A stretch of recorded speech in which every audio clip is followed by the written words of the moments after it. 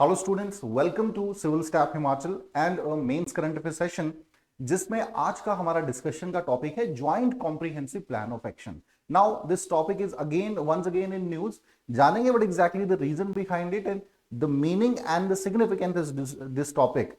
Alright, साथ ही साथ क्या impact joint comprehensive plan of action का इंडिया पे पड़ा है, और भी कुछ इंपॉर्टेंट एस्पेक्ट्स हैं जो रीसेंट डेवलपमेंट्स हुई हैं joint comprehensive plan of action से रिलेटेड, उन्हें भी इस सेशन के माध्यम से आज हम डिस्कस करने वाला है। तो चलिए स्टूडेंट, अब शुरू करेंगे आज का सेशन। लेकिन सबसे पहले जान लेते हैं जो हमारा वीकली शेड्यूल है। जो भी हमारे फ्री इनिशिएटिव यूट्यूब पे है उनकी टाइमिंग जानना जरूरी है। डेली 10 एमसीक्यूज रिवीजन सेशन हमारा 10:15 बजे रहता है, जरूरी से आप देखें, ठीक है ना। डिफरेंट सब्जेक्ट्स के जो एमसीक्यूज हैं आज में डिस्कस किए जाते हैं, हेल्पफुल रहेंगे टू क्रैक द एग्जाम। इसके अलावा मेंस करंट अफेयर्स 2:15 बजे क्लास रहती है मेंस करंट अफेयर्स की। डेली करंट अफेयर्स सेशन 6:15 बजे रहता है। As you know that current affairs Himachal के हर एग्जाम में करंट अफेयर्स रिलेटेड क्वेश्चन रहते हैं, तो इंपॉर्टेंट सेशन है। इसके अलावा HP patwari exam, sub inspector exam, इनसे रिलेटेड भी सेशंस हमारे रहते हैं, ठीक है ना। इसके अलावा बहुत से यूट्यूब शॉर्ट्स हैं जो आप देख सकते हैं जिसमें subject related information, strategy discuss करी जाती है। तो चलिए स्टूडेंट, अब शुरू करेंगे आज का सेशन, और इन सेशंस को एटलीस्ट आप जरूर फॉलो करें स्टूडेंट, क्योंकि कंसिस्टेंसी के साथ पढ़ेंगे तभी जो है आपको फाइनली रिजल्ट मिलेगा। And these all sessions are going to help you lot to maintain your consistency. Alright, चलें अब शुरू करते हैं आज का सेशन। जो अभी जानते हैं joint comprehensive plan of action news में एक बार से फिर क्यों डिस्कस किया जा रहा है। तो अभी रिसेंटली ही मुंबई बेस्ड एक आपकी पेट्रोकेमिकल कंपनी है जिसका नाम है तिबालजी। इस पर यूएस ने जो है आपके सैंक्शंस लगाए हैं, यूएस ने इस पे सैंक्शंस इंपोज करे हैं in to sell the Iranian petrochemical products. ये आरोप लगाया है यूएस ने कि जो कंपनी है ईरानियन पेट्रोकेमिकल प्रोडक्ट्स को बेच रही है, ठीक है जी। तो इसकी वजह से ये सैंक्शन झेलने पड़ रहे हैं। अब ये पहली ऐसी कोई इंडियन कंपनी एंटिटी बनी है जिस पर जो है यूनिलेटरली 2018-19 में जो पारित किया गया था डेजिग्नेशन यूनिलेटरल सैंक्शंस इन 2018-19, उसके तहत भारत की पहली ऐसी कंपनी है जिस पर ये इंपोजिशन लगा है, ठीक है जी। And of course it specially 2018 में जैसे ही यूएस ने joint comprehensive plan of action से वॉकआउट करा था, उसके बाद से ही उन्होंने अनाउंस करा था कि जो भी आपके मतलब एक तरीके से जो पुराने सैंक्शंस थे उनको रीइंपोज करा था, ठीक है ना। तो अभी फिर से joint comprehensive plan of action का टॉपिक बार फिर से इसी वजह से न्यूज में रहा है। अब जानते ही एग्रीमेंट है क्या भाई। देखिए, it was an agreement which was signed in 2015 between Iran and P5 Nations, ठीक है जी, P5+1 नेशंस। तो इसमें बेसिकली आपके France, Germany, US, China, UK, Russia शामिल हैं, और इसमें एक वेवर कह लीजिए ईरान को मिला था।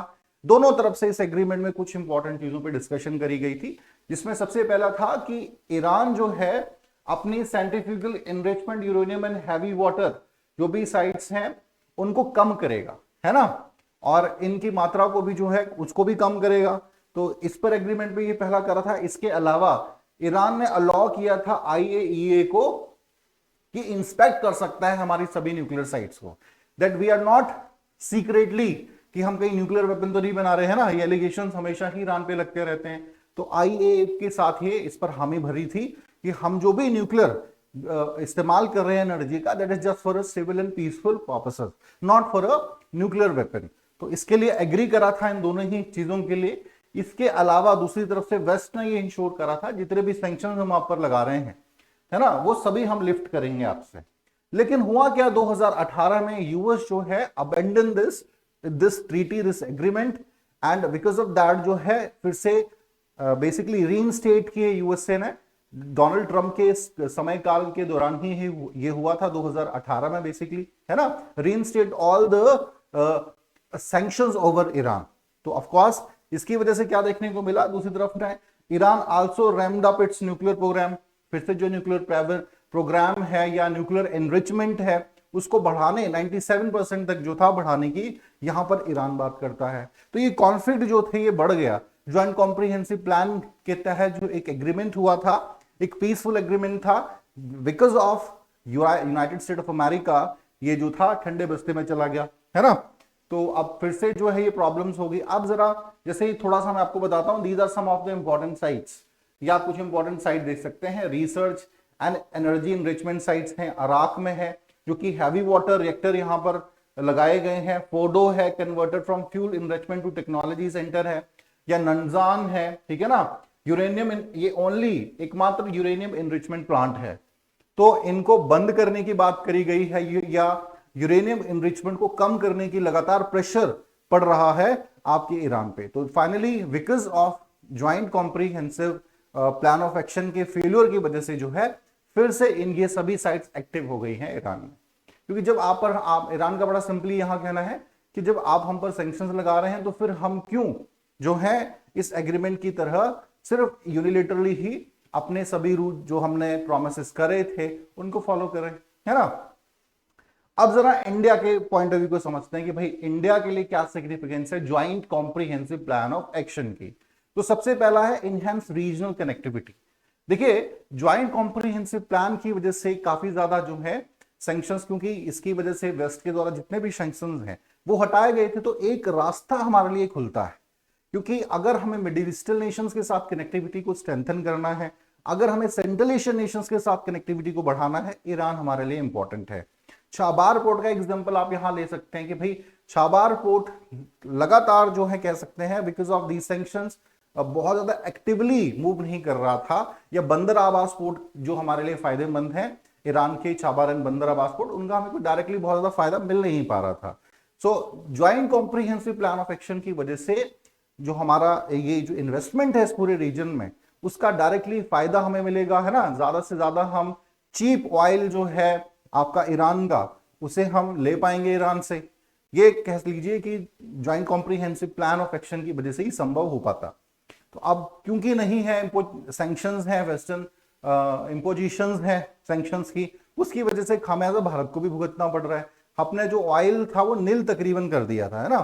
तो ये एक समस्या है जिसकी वजह से ईरान के साथ हमारे रिलेशंस भी खराब हो रहे हैं। दूसरी तरफ प्रोजेक्ट लाइक आपका INSTC international north south transit corridor जो है ना, पूरे रशिया से होते हुए सेंट्रल एशिया से होते हुए पूरे यूरोप तक कनेक्टिविटी को बढ़ाने का जो हमारा ड्रीम प्रोजेक्ट है उसमें ईरान इंपॉर्टेंट इम्पार्ट की छाबार एंड बंदर अब्बास पोर्ट की सिग्निफिकेंस है, तो उसको भी धक्का लगता है। इसके अलावा हमारी अश्कबाग ट्रीटी जो है उसको भी जो है, हालांकि ईरान का कोई डायरेक्ट लेना देना नहीं है, but there was a possibility कि आने वाले समय ईरान भी उस एग्रीमेंट का एक पार्टनर होता। तो ये जो है कुछ एक कह लीजिए कि नुकसान भारत को इस joint comprehensive plan of action के एक्टिव ना होने की वजह से देखने पड़ेंगे। इसके अलावा energy security is one of the reason, है ना। हमारी एनर्जी सिक्योरिटी की डिपेंडेंसी बहुत ज्यादा है डिफरेंट नेशंस पे। ईरान हमारा पड़ोसी देश है, एंड अगर हमारी ये joint comprehensive plan of action की एक्टिव नहीं है, इसकी वजह से क्या है, हमने नेट जीरो कर दिया अपना जो भी हम इंपोर्ट ईरान से कर रहे थे ऑयल। तो जिसकी वजह से क्या हुआ कि भाई एक तो रिलेशन हमारे खराब हुए, और जो सस्ते में हमें ऑयल मिल सकता था वो एक ऑप्शन हमारे लिए बंद होता है ना। इसके अलावा भी बहुत से नुकसान जो हैं भारत को झेलने पड़े। एक जाहेदान रेलवे प्रोजेक्ट जो था छाबार पोर्ट से अफगानिस्तान जा रहा था, वो प्रोजेक्ट भी हमारे हाथ से चला गया। If we wanted to curb the access of China in this region, so हमारी इस प्रकार के जो जोल्ट हम दे रहे हैं ईरान को, हमारे रिलेशन ईरान से खराब हो रहे हैं, भाई तो चाइना तो लीड कर ही जाएगा ना यहाँ पे। तो कहीं ना कहीं joint comprehensive plan of action का बने रहना हमारे लिए बहुत ज्यादा इंपॉर्टेंट है, हमारे लिए बहुत ज्यादा मतलब इंडिया के लिए बहुत ज्यादा फायदे की बात है, ठीक है जी। तो these are some of the reasons behind it. Now talk about US pulled out of this deal. तो क्या क्या कारण रहे जिसकी वजह से यूएस ने पुल डाउन किया और उसके क्या आफ्टर इफेक्ट्स हमें देखने को मिलते हैं। देखिए 2018 के बाद की मैं बात कर रहा हूं, क्योंकि कुछ लूप होल्स थे 2018 में। भले ही जो है आपके यूएसए ने विड्रॉल कर दिया था joint comprehensive plan of action का, लेकिन जो वेस्ट नेशंस हैं वो ट्रेड थोड़ा बहुत कर ही रहे थे, क्योंकि यूनिलेटरली आप कैसे डिसीजन ले सकते हैं। But later on in April 2020 US announce it intentions to step back the sanctions. पूरी तरह से जो सैंक्शंस हैं ईरान पर हम इंपोज करेंगे, ये बड़ा क्लियर कर दिया। जितने भी वेस्टर्न नेशंस हैं उन्होंने इसका विरोध करा, क्योंकि एक सिंगल नेशंस की वजह से कितने यूरोपियन नेशंस है ना, उनको भी तो फायदा है ना ईरान से। तो ऑफ कोर्स वो इससे एग्री नहीं कर रहे थे, but because of US pressure जो है कहीं ना कहीं इंपोजिशन वेस्ट के द्वारा सैंक्शंस की करनी पड़ी ईरान पे, ठीक है जी। इसके अलावा है कि भाई जो भी देश वेवर्स के माध्यम से डिफरेंट वेव जो आपके ट्रंप एडमिनिस्ट्रेशन ने लगाया था, है ना, कि कुछ वेवर्स की वजह से जो है आप ऑयल डील कर सकते हैं, उसे भी जो था कंप्लीटली रिमूव कर दिया 2020 में आपके यूएसए ने, है ना। किसी भी वेवर के तहत जो है आप डिफरेंट जो नेशंस हैं वो ऑयल इंपोर्ट नहीं कर सकते हैं ईरान से। इसके अलावा जो है, हालांकि इसको काउंटर करने के लिए कुछ वेस्ट नेशंस ने कुछ पॉलिसीज निकाली, जिसमें एक बार्टर सिस्टम इंट्रोड्यूस करा जिसका नाम है instrument in support of trade and exchange, या INSTX इसको हम कह सकते हैं। इसके तहत जो है कि ईरान जो है outside the US banking system Iran के साथ कैसे ट्रेड किया जा सकता है। हालांकि इसका दायरा बड़ा कन्फाइंड है, फूड एंड मेडिसिन तक ही ये सीमित है, कह सकते हैं। हालांकि यूएसए ने फूड एंड मेडिसिन को भी जो है सैंक्शंस के दायरे में रखा है, लेकिन हाँ इन एरियाज में जो है ये वेस्टर्न नेशंस ट्रेड कर रहे हैं, ठीक है जी, outside the US banking system. तो इस पर भी रोक लगाना चाह रहा है यूएसए, प्रेशर डाल रहा है लगातार, क्योंकि एक लीडिंग नेशन है वेस्ट अलायंस का, तो प्रेशर डाल रहा है कि नहीं ईरान को आप बाइकआउट करो कंप्लीटली। एंड इसके थोड़ी सी आग और ज्यादा भड़की जब इन 2020 जो आपके असैसिनेशन हुआ टॉप ईरानी जनरल कासिम सुलेमानी का, इसकी वजह से जो है और ज्यादा रिलेशंस ईरान और यूएस के खराब होते हैं, है ना, और ज्यादा जो है संबंधों में खटास देखने को हमें मिलती है।